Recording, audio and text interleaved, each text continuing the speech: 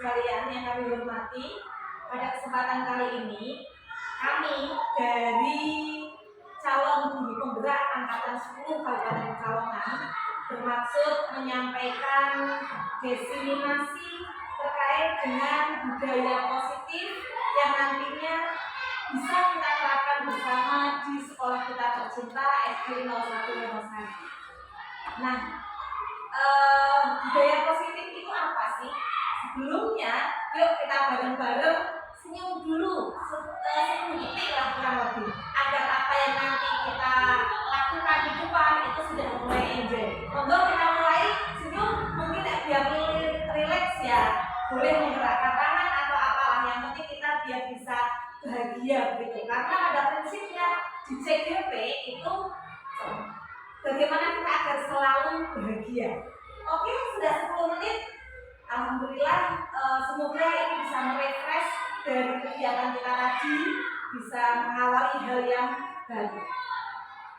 Selanjutnya di forum ini kita nanti akan membuat kesepakatan forum. Ini ada forum diseminasi, jadi ada penyampaian. Ketika kemarin kami sudah diajari beberapa ilmu, maka kami harus menularkan ilmu itu kepada rekan-rekan yang ada di sekolah.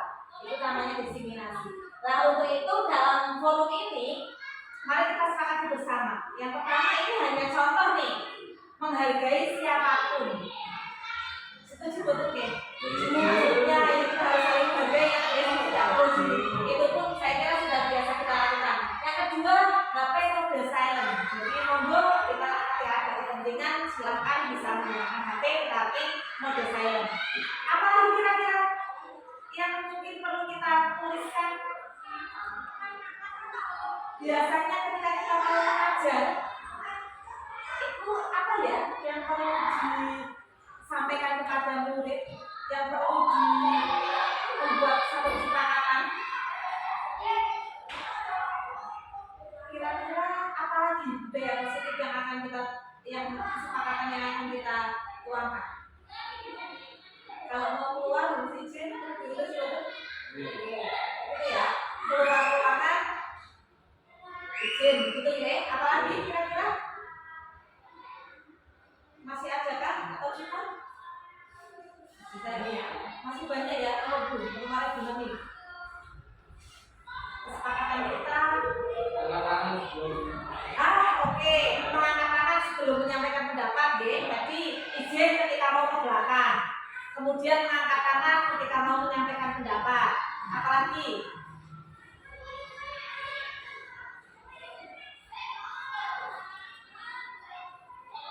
Sudah ketambahan 2 nih kesepakatan forum kita hari ini.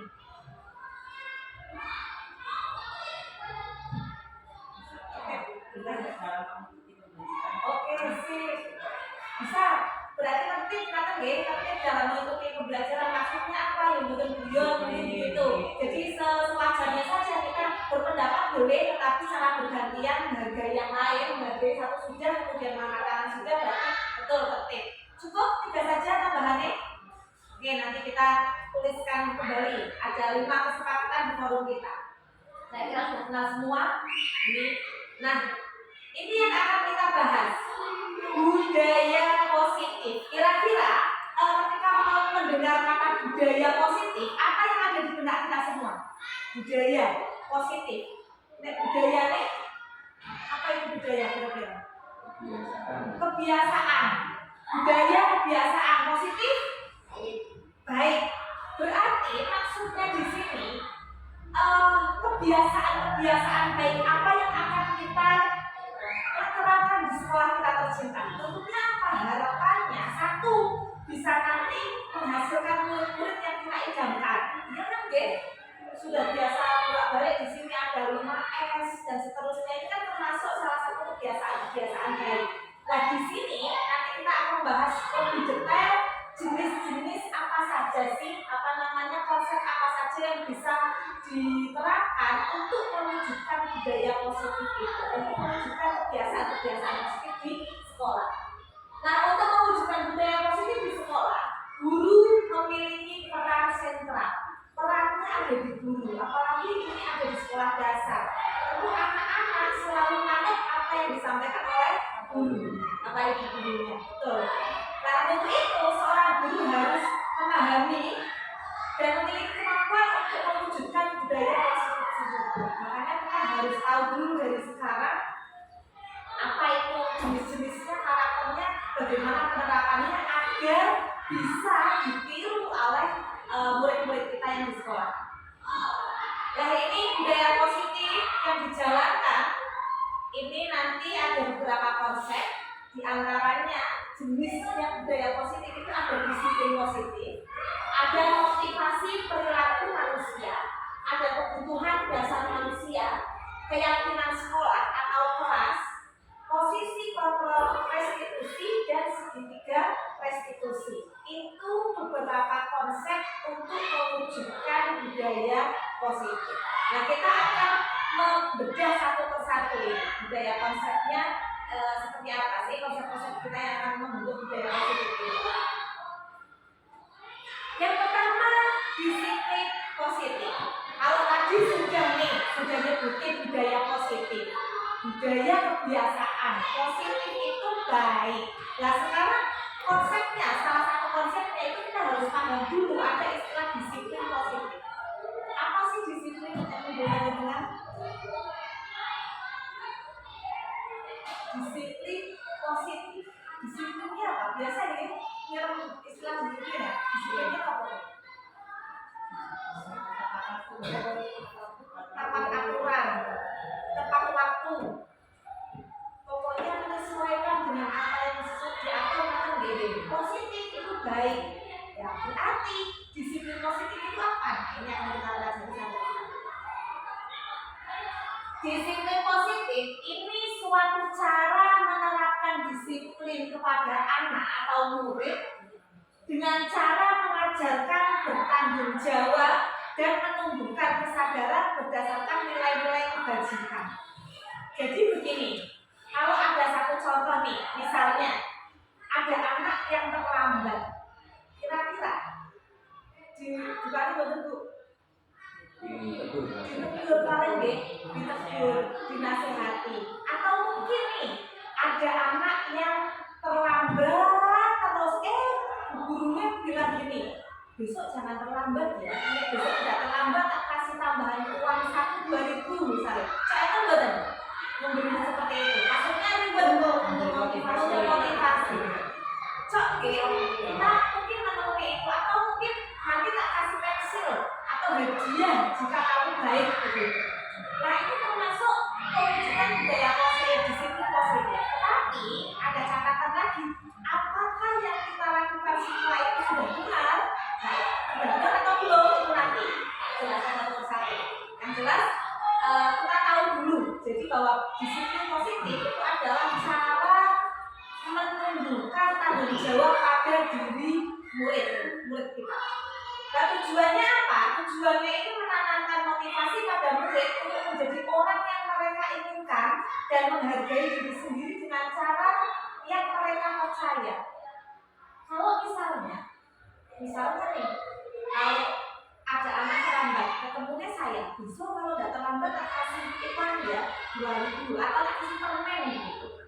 Kalau suatu saat saya tidak berangkat, kira-kira anak itu mau tidak melakukan hal positif tadi? Ada mau juga kita orang mengatakan tahu lah, kan kata biasanya itu kalau ada yang diberi satu hukuman atau ujian. Jadi nek misalnya kelas 2, boleh tawarkan lagi nakal bohong misalnya, itu karena apa? Berarti disiplinnya itu belum dari diri sendiri, masih motivasinya dari luar, pengen kasih dia atau dia pengen diperhatikan ya, atau mungkin menghindari hukuman, belum dihukum kalau tahu misalnya. Nah, di situ itu berarti belum dari diri sendiri. Yang kita harapkan disiplin positif itu nanti tumbuhnya dari dalam diri anak itu sendiri, bukan dari faktor eksternal. Nah, mengontrol diri dengan melakukan secara tindakan. Jadi ketika misalnya kelas 3 nih, Mas Ame misalnya senangannya dulu, nah kalau Pak,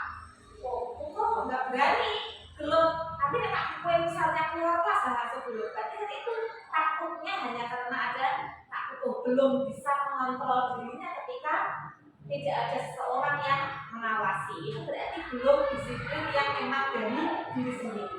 Ketika mulai kita memiliki motivasi yang memang disiplin positif dari dalam bahasanya intrinsik, ini akan berdampak panjang. Jadi apapun kondisinya, anak tidak perlu diingatkan kembali karena dia sudah punya tanggung jawab dalam diri. Ada Bu Irma yang tetap baik, tidak ada Bu Irma yang tetap baik, kan begitu. Karena apa? Kesadarannya tumbuh dari diri sendiri. Mereka juga akan tetap berperilaku baik berdasarkan nilai kebajikan, karena mereka ingin menjadi orang yang menjunjung tinggi nilai yang mereka hargai atau mencapai tujuan apa yang diinginkan. Tujuan kuliahnya apa? Nilai kebajikannya apa? Saat ini yang nilai kebajikan yang kita tuju yaitu profil pelajar Pancasila. Ini yang diterapkan atau yang digadang-gadang sama Pak Menteri Pendidikan, bahwa ini yang kita nilai kebajikan ini yang kita ingin capai. Apa saja dia bisa beriman, berkebinekaan global, gotong royong, mandiri, kreatif dan bernalar kritis. Harapannya ini bisa terwujud di murid-murid kita semua. Dan profil pelajar Pancasila ini nantinya dijadikan pedoman kita dalam membentuk karakter murid. Karakter ini bisa terbentuk ketika budaya yang ada di sekolah kita itu sudah positif. Seperti kembalinya ke tadi yang di awal. Selanjutnya, selain budaya positif, tadi ada karakter pembentukan budaya positif, itu juga ada motivasi perilaku manusia. Motivasi perilaku manusia. Kira-kira motivasi kita apa? Atau Pak? Semangat. Motivasi kita semangat. Perilaku berarti tingkat kita. Perilaku manusia. Sebenarnya bisa dari atau tidak, kita ataupun murid-murid kita ketika berbuat itu karena ada dorongan atau semangat, ada motivasi. Nah, apa saja motivasinya? Ada 3 motivasi perilaku manusia. Motivasi yang pertama untuk menghindari ketidaknyamanan atau hukuman. Contohnya nih, kalau ada murid sing datang terlambat, sing datangnya tepat waktu terus karena takut nek terlambat dihukum. Berarti itu motivasinya menghindari hukuman. Kemudian ada lagi motivasi yang kedua untuk mendapatkan imbalan atau penghargaan orang lain. Contohnya berbuat baik dan dapat hadiah dari gurunya, atau berbuat baik biar mendapatkan nilai baik. Nah, ini berarti memang mendapatkan penghargaan atau imbalan. Motivasi 1 dan 2 ini seperti yang tadi saya sampaikan, ini motivasi eksternal. Boleh tidak? Boleh, tidak salah. Tetapi yang paling baik itu adalah yang nomor 3. Motivasi ketiga ini untuk menjadi orang yang mereka inginkan, bisa menghargai diri sendiri dengan nilai-nilai yang mereka percaya. Jadi menurut saya, misalnya Bu Irna berangkat haji setiap hari,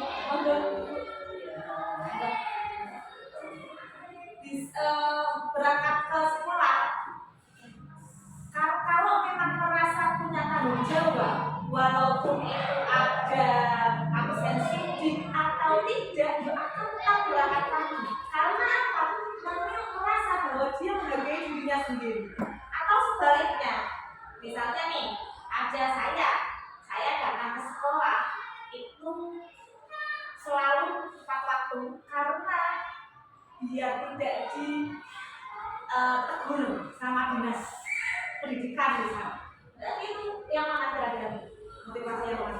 Nomor 1. Karena kita takut dihukum, gitu ya. Atau Bu Elvita datang ke sekolah, kasih terus soalnya ben dialog kepala sekolah. Berarti itu nomor 2 motivasi. Nah, itu bagus. Tetapi nek misalnya ibu kepala sekolah ada rapat, misalnya dinas luar kota 3 hari. Kalau beliau tidak datang, saya bisa saja supply karena tidak ada yang memuji. Akhirnya begitu kalau motivasinya nomor 2. Yang paling baik ini yang nomor 3. Jadi kita menghargai diri sendiri. Jadi tanpa mengharap ujian, juga tidak takut karena adanya hukuman. Jadi memang sadar, oh ini tugas saya, berangkat jam 7 sudah di sekolah, pulang jam 2, ya udah itu. Akhirnya itu akan timbul dari diri sendiri. Itu untuk motivasi perilaku manusia. Selanjutnya, lanjut nih. Karakter yang ketiga, ada keyakinan sekolah atau keyakinan kelas. Nopo keyakinan sekolah atau keyakinan kelas. Kalau ini kok di kelas ada peraturan berhenti? Ada. Kira-kira ketika panjenengan semua sudah membimbing murid-murid kita membuat peraturan kelas, ada tidak yang melanggar? Ya. Ada. Pertanyaannya kenapa ada? Karena tadi ada 3 motivasi yang berbeda. Nah, misalnya bahwa guru ini bisa saja melanggar. Itu karena timbul peraturan itu timbul belum dari keyakinan diri murid itu sendiri. Nah sekarang kita mulai menerapkan bagaimana sih biar murid-murid kita itu kok bisa melakukan apa yang disepakati. Itu makanya disebut dengan keyakinan kelas atau keyakinan sekolah. Yang pertama, keyakinan kelas itu berupa pernyataan-pernyataan universal yang mudah diingat dan mudah dipahami. Singkat saja, contoh. Boleh tertulis, boleh tidak. Misalnya, kalau ada bapak ibu guru memberi salam. Jadi hal-hal yang ringan sampai itu nanti bisa dibuat sebagai keyakinan kelas. Kemudian pernyataan keyakinan kelas senantiasa dibuat dalam bentuk positif. Dalam bentuk positif itu berarti bukan larangan. Contohnya, tidak boleh mencontek, jangan. Itu bukan. Sebaiknya jujur lebih baik, atau dengan berbuat jujur kita akan mendapat pahala, misalnya begitu. Jadi buat keyakinan kelas itu bentuknya positif, kata-katanya yang kata-kata positif, bukan bentuk larangan. Justru kalau larangan biasanya malah dilanggar. Yang ketiga, semua warga sekolah atau kelas hendaknya ikut berkontribusi dalam pembuatan keyakinan kelas lewat kegiatan curah pendapat. Maksudnya murid-murid dilibatkan, diajak. Coba sih kalau misalnya nih nek kelas kok menghina temannya, kira-kira bagaimana perasaan kamu yang dihina? Tidak mau bu lah. Kalau tidak mau bagaimana kita buat dia bareng-bareng? Jangan tidak ada yang boleh menghina. Tapi jangan betul tidak ada yang boleh menghina. Misalnya menghargai orang lain itu akan membuat orang lain bahagia. Nah, itu bentuk-bentuk ucapan keyakinan kelas, ya. Ini jenis atau karakter yang ketiga. Kemudian karakter yang keempat, ini kebutuhan dasar manusia. Kembali lagi nih, selain motivasi manusia, motivasi individu, juga ada kebutuhan dasar manusia. Pada dasarnya, kita akui atau tidak, manusia itu memiliki kebutuhan dasar. Apa saja? Nah, ini nanti ada satu contoh kasus.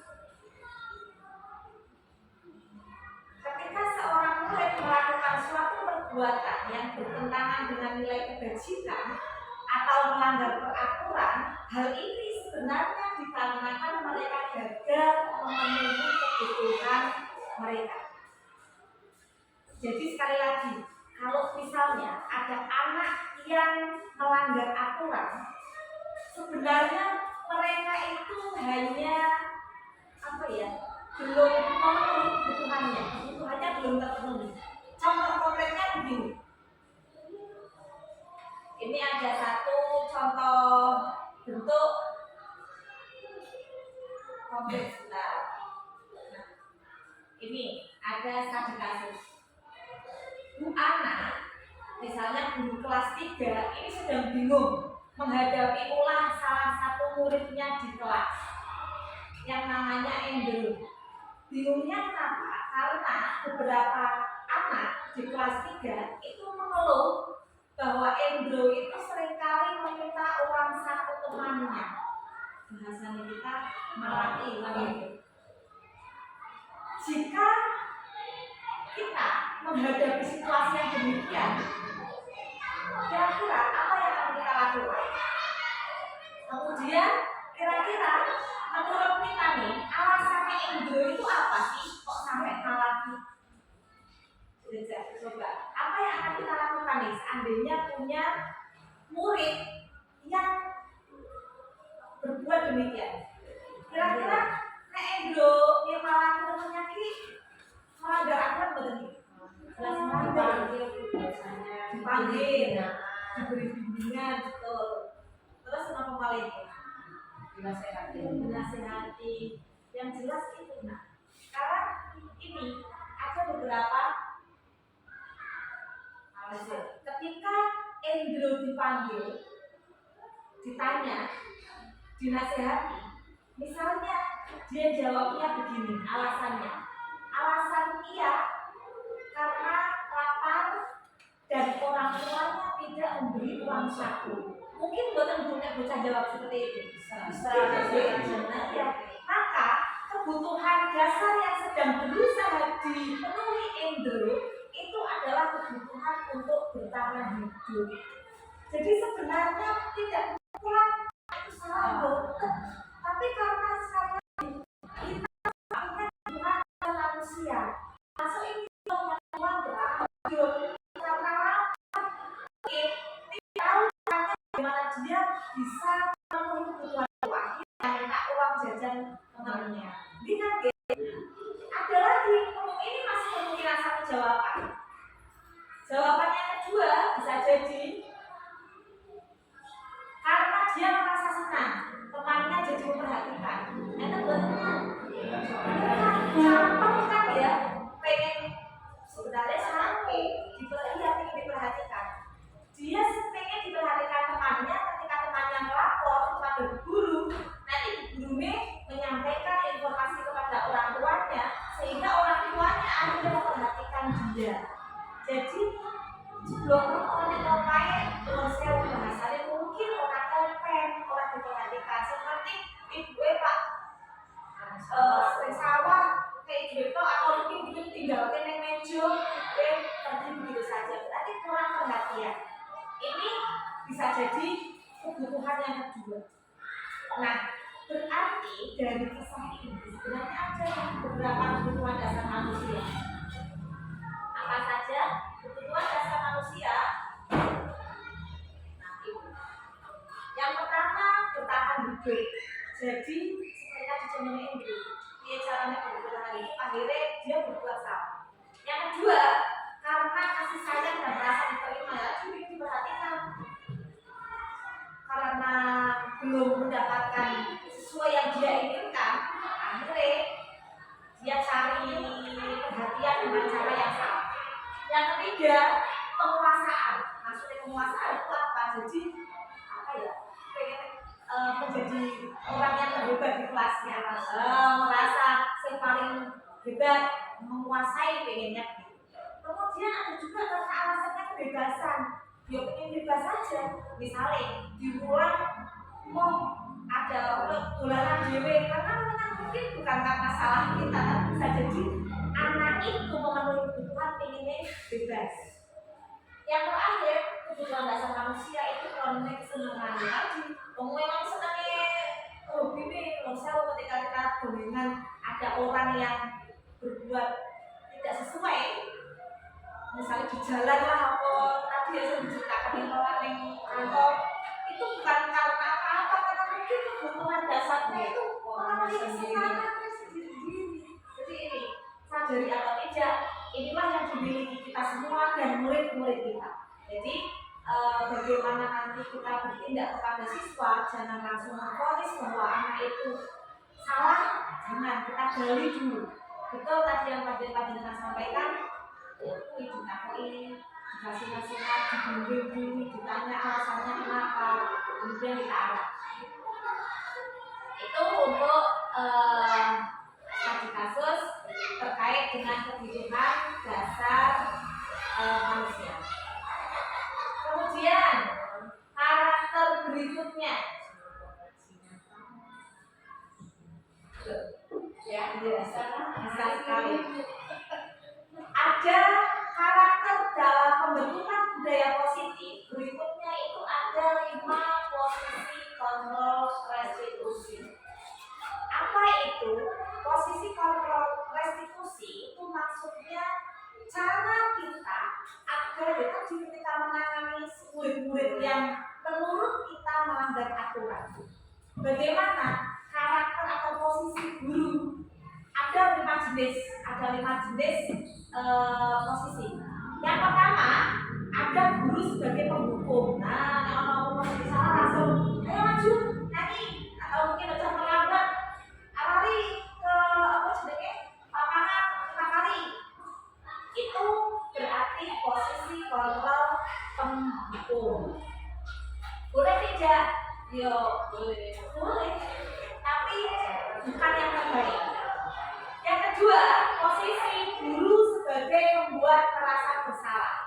Maksudnya apa? Contohnya kata, misalnya ada anak kelas 3 suka marahi, tadi ya minta uang temannya. Pak tutornya bilang kepada anak itu, mbok ojo nyuri duit kancaku sih. Pak tutor ditegur sama kepala sekolah, jadi membuat anak itu merasa bahwa salah, membuat merasa bersalah. Mbok ojo dibuat saya ditegur sama kepala sekolah misalnya. Nanti dilihat sama masyarakat tidak baik. Dan itu namanya posisi yang kedua. Jadi menasihatinya tetapi dengan cara membuat mereka itu yang merasa bersalah. Yang ketiga, guru sebagai teman. Nah, ada aja yang posisinya guru sebagai teman, gaul.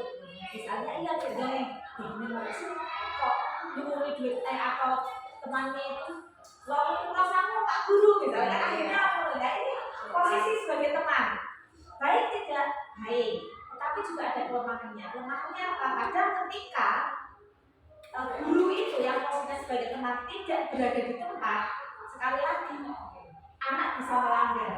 Pak perlu orang makan aku orang kaiki misalnya, atau mungkin ketika dia berbuat salah tidak ada yang bisa menyelesaikan kecuali aku punya sendiri. Karena apa? Merasa yang dianggap teman itu hanya aku. Misalnya itu.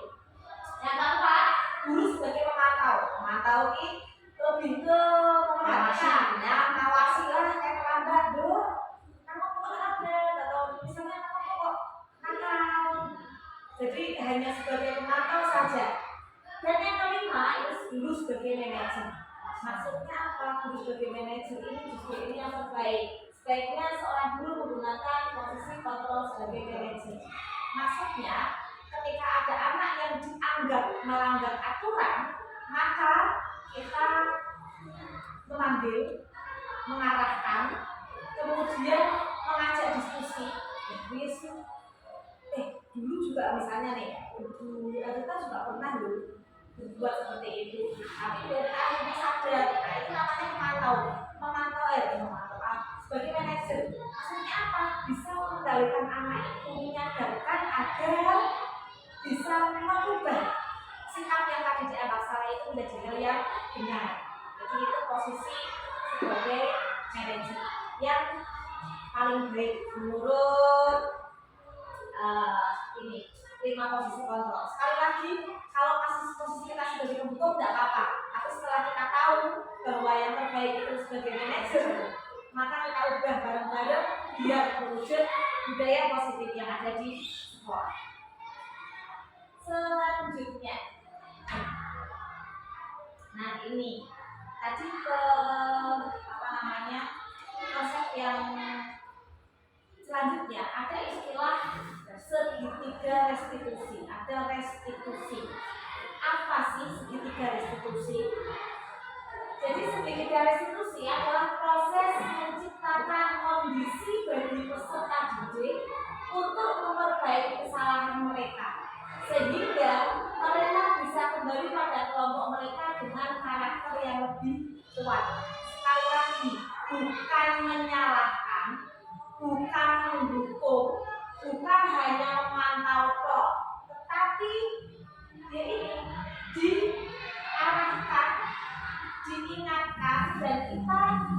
biar mereka itu memahami bahwa oh yang saya lakukan itu ternyata salah. Restitusi bukan untuk menebus kesalahan, melainkan sebuah tawaran dan bukan paksaan. Misalnya, anak bocah pelajaran PAI, suruh hafalan, kalau udah hafal, akhirnya, terus kalau udah hafal, tulis ini suruh dibalik misalnya, itu bukan solusi. Iya, itu termasuk hukuman. Kalau saya berbuat seperti itu, berarti saya sebagai posisi kontrolnya posisi pembunuh. Boleh tidak? Ya boleh, tapi tidak bagus. Besok lagi jangan. Sebaiknya apa ya? Tidak akan. Misalnya, kenapa sih kalau nggak hafalan? Berarti itu ya nggak mencoba ya pulang. Saya nggak bisa. Akhirnya kan anak malah yang menyampaikan.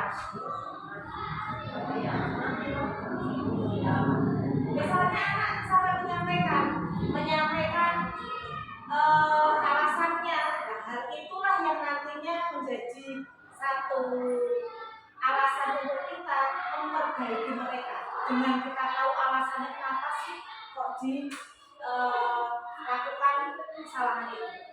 Nah, buat teman-teman itu maksudnya kurang paham tuh.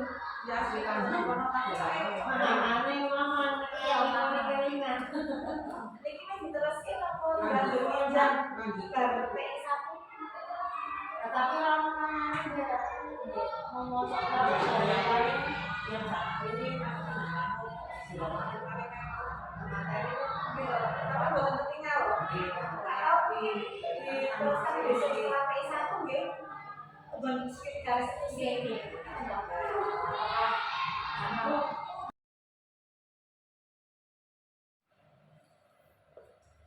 Bapak Ibu, seperti yang tadi disampaikan bahwa budaya positif ini kan ada beberapa konsep yang sudah dipelajari, yang sudah disampaikan tadi, sudah kita diskusikan bersama. Ada disiplin positif, motivasi perilaku manusia, kebutuhan dasar manusia, keyakinan sekolah, posisi kontrol restitusi dan segitiga restitusi. Tadi kita sudah membahas semuanya nih, mulai dari disiplin positif, motivasi, kebutuhan dasar, keyakinan sekolah sampai posisi kontrol.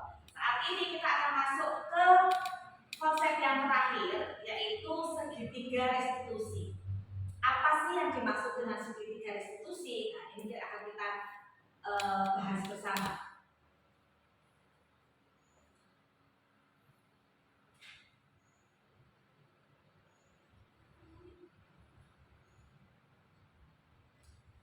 Segitiga restitusi itu adalah proses menciptakan kondisi bagi peserta didik untuk memperbaiki kesalahan mereka sehingga mereka bisa kembali pada kelompok mereka dengan karakter yang lebih kuat. Intinya, jika ada anak atau murid kita yang melakukan kesalahan, sekali lagi tidak atau jangan langsung dihukum. Kenapa? Karena bisa jadi kemarin tadi sudah membahas terkait kebutuhan manusia yang berbeda-beda, bisa jadi untuk memenuhi kebutuhan hidup, untuk butuh perhatian dan lain sebagainya. Ini salah satunya dengan nanti solusinya itu dengan restitusi.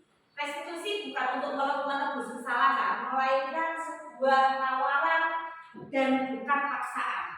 Restitusi membantu murid menjadi lebih memiliki tujuan, nanti bisa memiliki disiplin positif dan memulihkan dirinya setelah berbuat kesalahan. Jadi tujuannya itu menyadarkan anak gitu, sehingga pada akhirnya mereka yakin bahwa yang dia lakukan salah dan tidak mengulangi kesalahannya. Nah, ini untuk segitiga restitusi, karena namanya segitiga, ini ada 3 proses, yaitu ada menstabilkan identitas, ada validasi kebutuhan dan menanyakan keyakinan. 3 sisi ini nantinya akan bertemu. Jadi ketika kita menyelesaikan masalah dengan segitiga restitusi, maka prosesnya dengan 3 cara itu.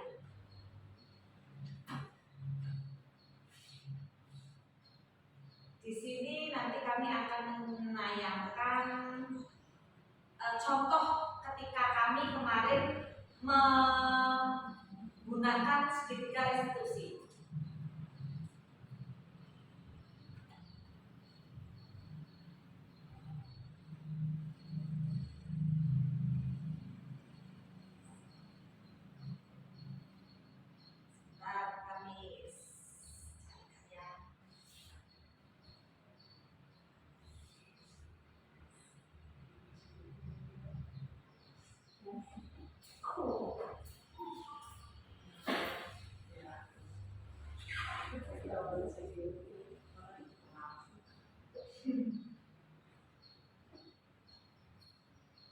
demonstrasi komersial.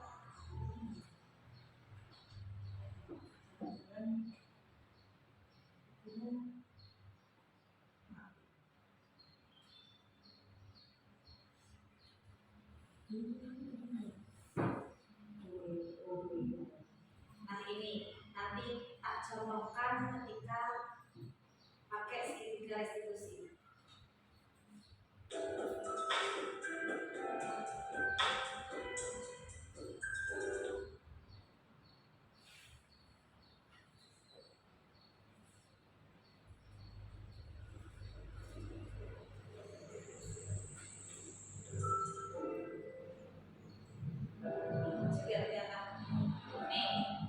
Jadi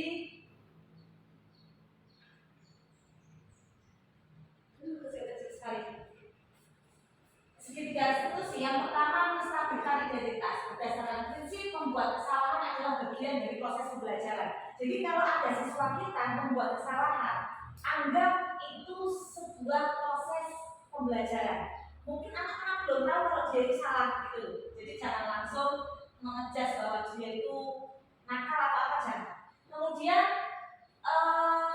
menggeser identitas gagal ke identitas sukses. Tujuannya segitiga restitusi itu agar yang awalnya anak itu dianggap gagal, kita geser biar menjadi anak yang sukses. Itu maksud dari menstabilkan identitas. Kemudian validasi tindakan yang salah. Ini validasi tindakan yang salah.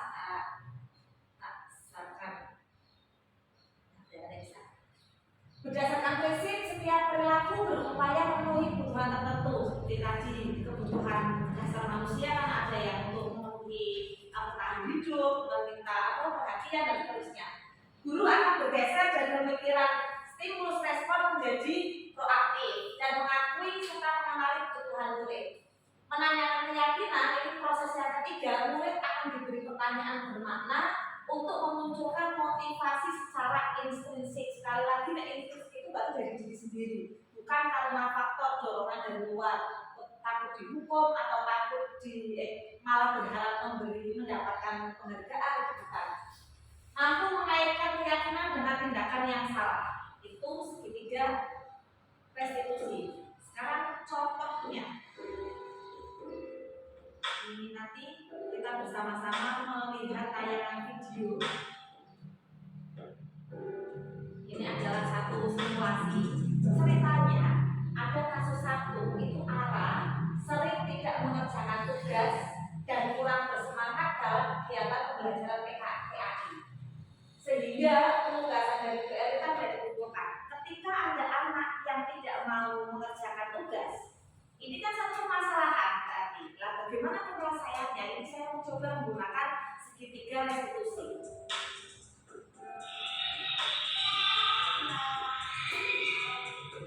Jadi tidak langsung menjelas tapi kita pikirkan dulu.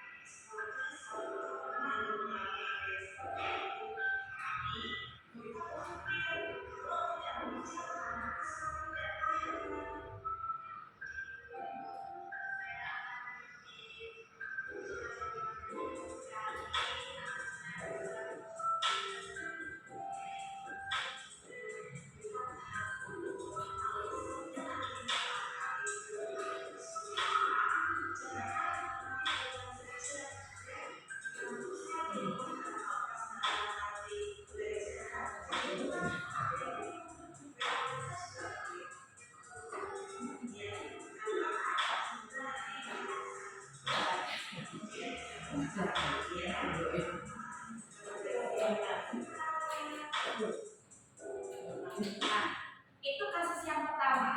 Kita coba pakai lihat skripnya. Jadi begini, ketika ada anak kelas 6 dalam pelajaran PAI, dia banyak tugas yang tidak dikerjakan. Setiap hari tugas boleh dikerjakan. Nah, kita sudah berulang kali mengingatkan untuk menyelesaikan tugas, namun dia tidak juga menyelesaikannya. Berarti kan ini ada satu yang tidak pas di dalam diri anak. Nah, maka saya mencoba menggunakan segitiga restitusi. Yang pertama dengan cara menstabilkan identitas. Tanya dulu Mbak Hara, apakah kamu sudah makan? Gitu. Oh sudah guru. Kemudian Mbak Hara tahu tidak kenapa ibu panggil? Tidak tahu guru. Nah, Mbak Hara, guru nanti guru amati, kamu kok sering tidak mengerjakan tugas? Kalau boleh tahu kenapa ya? Jadi tidak langsung mau nanti memarahi atau meminta tugasnya tidak, menanyakan dulu. Iya guru, saya sering tidak mengerjakan tugas, saya belum paham materi yang dijelaskan, jadi saya pusing kalau diberi tugas. Ternyata kan anak kan beda-beda di jawabannya. Bisa jadi ada yang jawabannya seperti ini. Kemudian kalau sudah seperti itu, maka guru memvalidasi tindakan yang salah. Oh begitu. Akhirnya tidak langsung menyalahkan, tapi bisa jadi mencontohkan. Contohnya di sini, dulu kita juga pernah mengalami hal yang sama waktu sekolah, waktu SD begitu.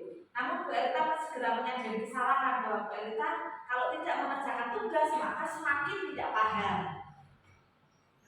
Dan akhirnya memperbaiki diri. Betapa pentingnya mata pelajaran PAI untuk kehidupan sehari-hari. Ini termasuk validasi tindakan yang salah. Nah muridnya tetap aja, saya pusing dan bingung yang pada akhirnya saya tidak semangat serta tidak mengerjakan tugas, masih tetap kekeh dengan bingung gitu ya. Nah baru guru langkah yang ketiga menanyakan keyakinan. Kita paham yang kamu alami, namun perlu diingat bahwa pelajaran PAI itu penting. Kamu berusaha keras untuk mencintai pelajaran ini agar tidak tertinggal dan nilainya jauh lebih baik lagi. Nanti kita akan berusaha meningkatkan model pembelajaran PAI agar kamu bisa lebih paham. Jadi kembalikan ke guru. Kalau kamu tidak paham ini, oh ya nanti coba kalau kita yang berubah metode mengajarnya gitu. Jadi kesalahan tidak dari muridnya, kita juga mengevaluasi diri gitu.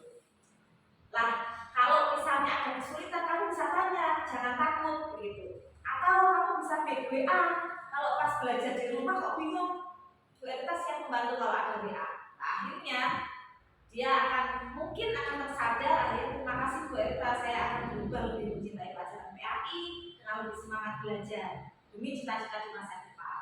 Jadi itu, oh ya bagus. Ini semoga dengan semangat yang kamu dapatkan hari ini kamu bisa lebih baik lagi. Intinya begitu. Jadi segitiga restitusi ini tidak kok langsung kamu dihukum karena tidak mengerjakan tugas, tidak, tapi mencari tahu, menggali alasannya apa sih. Itu kasus yang pertama. Selanjutnya ada nih kasus yang kedua. Ada Karin sering ngantuk ketika pembelajaran PAI. Dia mengerjakan tugas tapi dia pulang ngantuk begitu. Lah maka ngantuknya ini kan berarti tidak ada semangat. Kalau berarti mengerjakan tugas itu bisa jadi asal-asalan atau mungkin melihat hasil temannya. Maka itu juga perlu direstitusi. Contoh videonya direstitusi. Iya.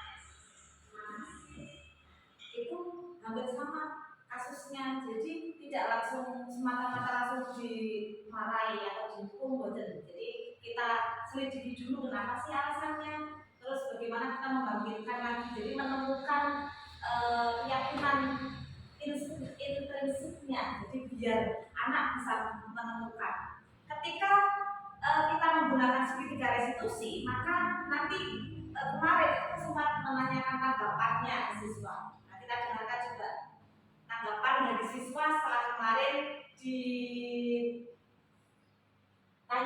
gitu menggunakan segitiga restitusi.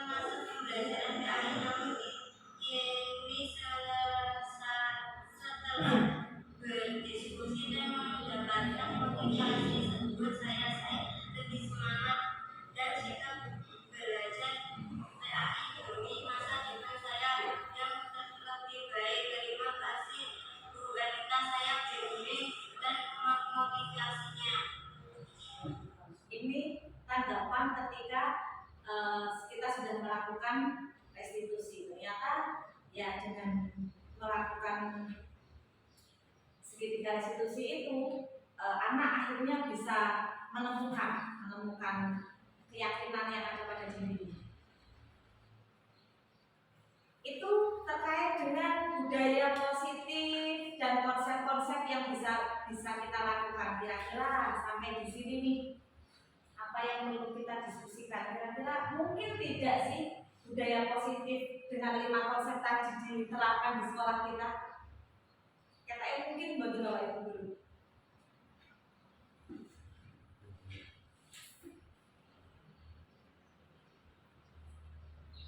Apakah tidak mungkin? Atau mungkin? Pasti mungkin ya. Jelas mungkin. Lah kira-kira nih, kalau kita mau mencoba menerapkan, kan kembali lagi.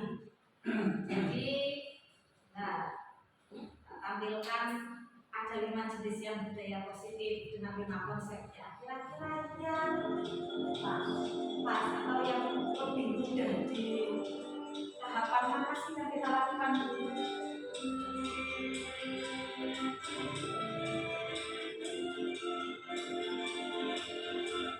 Dari 6 konsep ini, kira-kira sih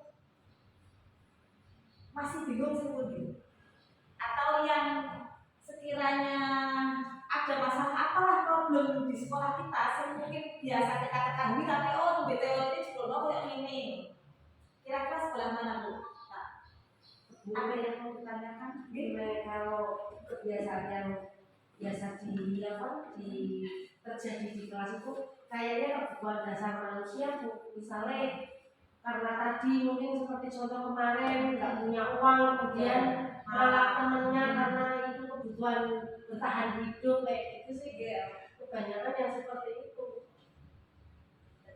malah atau nanti dibully atau apa itu biasanya dari kebutuhan dasar manusianya itu seperti itu. Berarti ketika nanti suatu saat kita menemui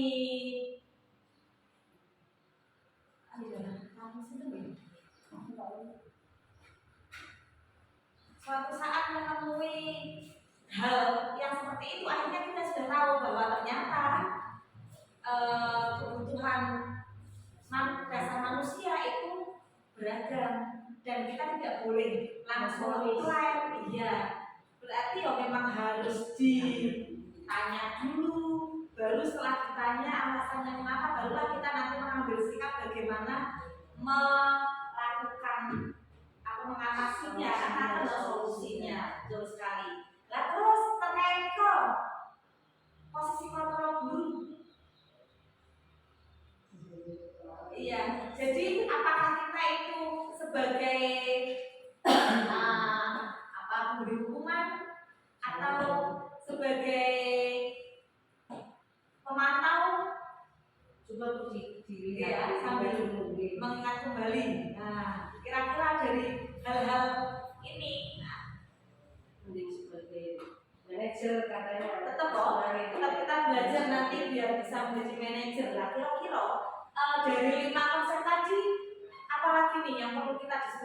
yang perlu ditanyakan.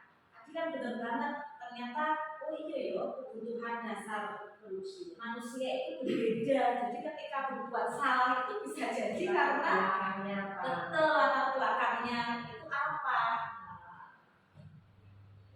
Kita sebagai guru ini memposisikannya sebagai ini, ketika menemukan ada anak yang memenuhi kebutuhan hidupnya, ya sebaiknya kita sebagai manajer kita menanyakan dulu, kemudian mengarahkan, menggunakan apa metodenya, menggunakan segitiga restitusi.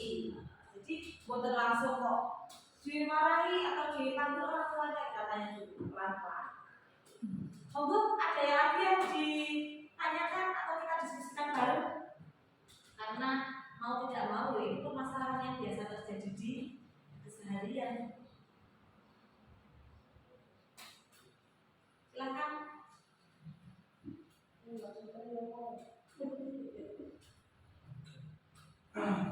Nah, jangan lupa kalau bisa setelah ini kita mencoba menerapkan keyakinan sekolah atau kelas masing-masing. Jadi bagaimana sih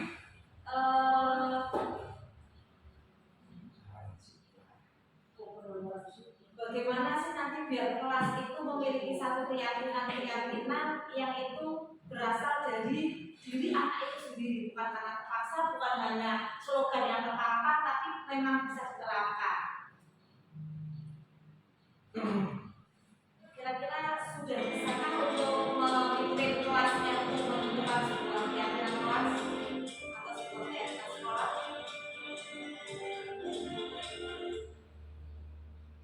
Monggo kalau ada yang mau ditanyakan kembali, sambil tak carikan materinya. Oke, terkait keyakinan kelas atau mungkin ada yang sudah pernah membuat, apakah ini termasuk keyakinan kelas atau bukan?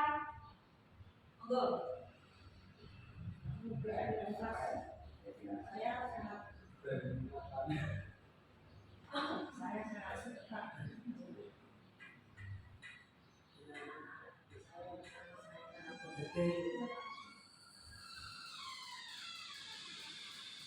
Ini teorinya tentang keyakinan sholat bisa jadi.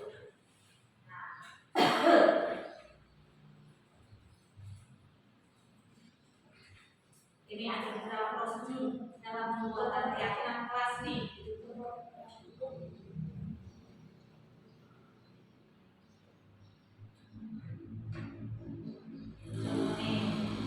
Kelas 1, kemudian kelas 1. Setiap anggota kelas perlu belajar. Setiap anggota kelas perlu senang. Jadi bukan bentuk aturan, apalagi larangan, itu bukan. Keyakinan kelas itu bentuknya satu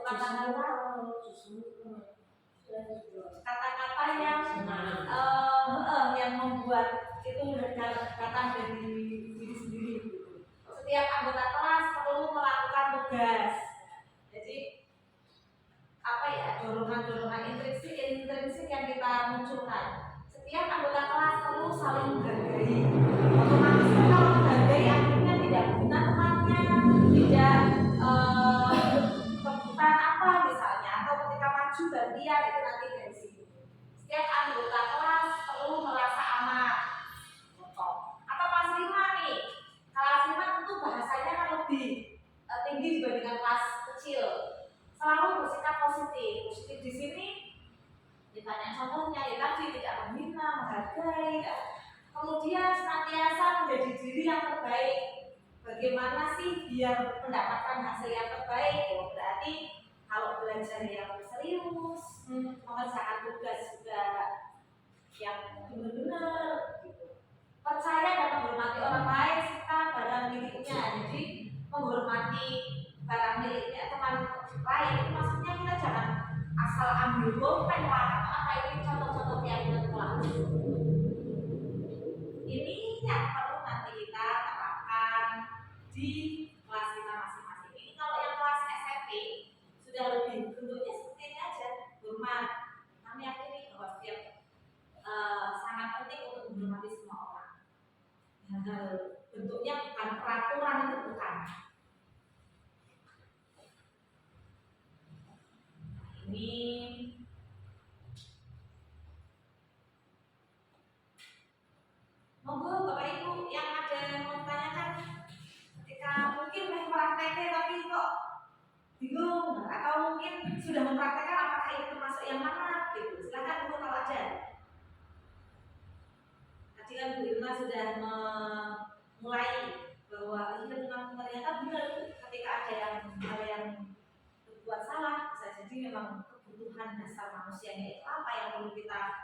selidiki dan perlu kita cari tahu. Ini kan dasar manusia itu. Monggo ada lagi. Bapak Ibu. Iya, jajan, tapi salahnya yang salah. Oh, betul sekali.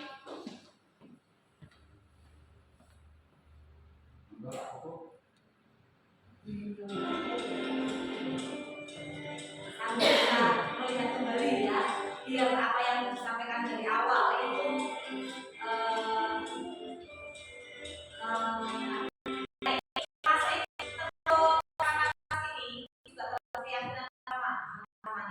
jadi menghargai siapa aturannya hanya kita masuk satu contoh dari kelas kita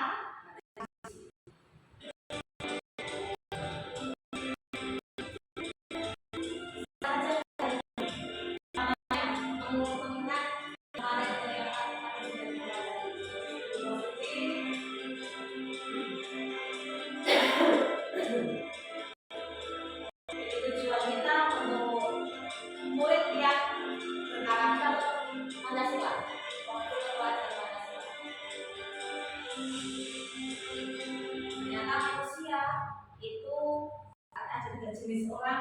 Satu dia menghindari manfaatnya dan orang yang kedua dia mendapatkan pujian. Ketiga itu memang menghargai diri sendiri, jadi mengerjakan apapun karena nilai tanggung jawab. Ini akan kelas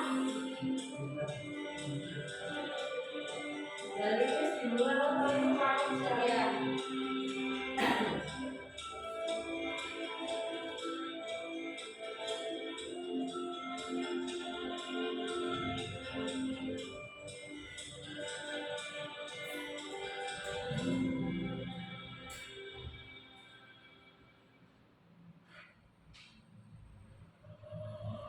Contoh ketika kemarin melakukan kesalahan, posisi kontrol ini di majelis, segitiga restitusi yang harus saja disampaikan, berarti selesai materi kita terkait budaya positif.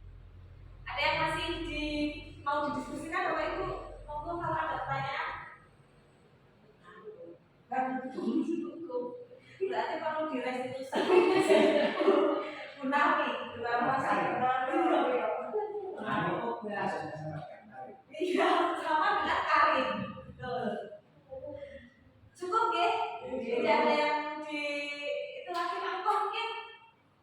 Buatan kalau tidak ada mungkin ada yang mau sampaikan terkait pesan terkait budaya positif ini. Aku mau sekali-kali menyampaikan Pak, memberi respon kepada saya terkait budaya Yang positif. jelas nambah ilmu. Oh, nambah ilmu, alhamdulillah. Iya, setelah itu harapannya kita bisa mempraktekkan ya untuk memperbaiki. Jadi sekali lagi di sini memang tugas saya bukan untuk pangapunten buat ngajari, tetapi memang ini tugas untuk berbagi ilmu. Maka yuk bareng-bareng kita belajar merubah agar tentu SD kita tercinta menjadi lebih baik lagi. Amin. Pak Untuk jadi mau nyala dari pesannya dong. Pak Ulun. Bu Fitri? Enggak ya? Pak, kalau tidak berarti saya cukupkan. Terima kasih banyak untuk Bapak Ibu guru. Waktunya sudah meluangkan waktu untuk mengikuti diseminasi sebagai aksi nyata terkait dengan budaya positif yang kami terima dari calon guru penggerak anak-anak 10 ini. Mohon maaf apabila banyak kesalahan dari kami. Akhir kalam, wassalamualaikum warahmatullahi wabarakatuh. Waalaikumsalam warahmatullahi wabarakatuh.